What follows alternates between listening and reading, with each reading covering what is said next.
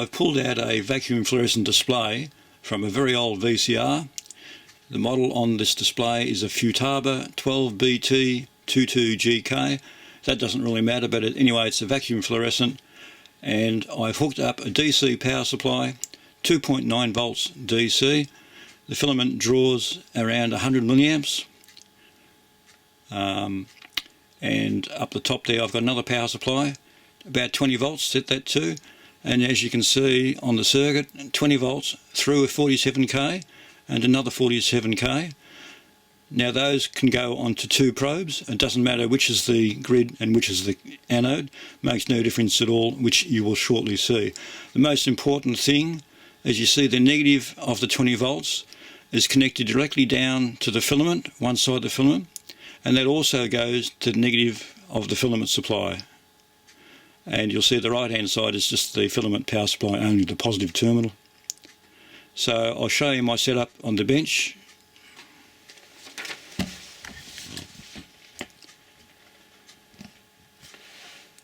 That's 2.9 volts. That's drawing about 100 milliamps. And then further over here, okay, I'll edit out that bit. So I've got a power supply on the left hand side there, set to 20 volts.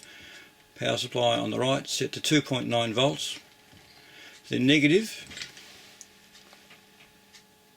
from the 20 volts goes down there. It's also commoned up with the negative of the filament power supply, 2.9 volts. And then that goes, as you can see, up to that point there, which is one side of the filament. The other side of the filament, if you follow that wire, is just the 2.9 volts from the power supply. And the positive of the 20 volts, that's most important. It comes around here, down there, and we have a 47k and another 47k. One is connected to my negative lead for the probe, and the other probe, the red one, is connected to that red jumper. So just two 47k's. And just to make it more clear, that's a schematic drawing, 20 volt power supply, two 47k's, and I've got flying probes on there. One can go to the anode, the other can go to the grid. Makes no difference which is which, those two probes. What we'll be doing is resting one probe on one pin of the display and using the other one to scan along the pins until we get a segment lighting up. I've just got a few notes on there. I'm just saying this simple arrangement is sufficient to check and identify the various segments.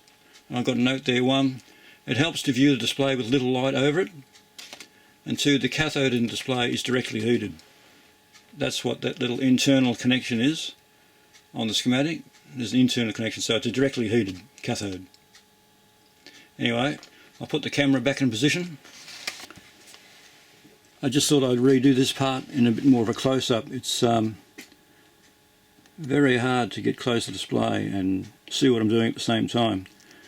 So just hold one probe on one pin until you use the other one scanning across and get some readings. There we have segment A, segment A, segment A. Let's see if we can find another connection on the left hand side. I'll move that across and leave that there.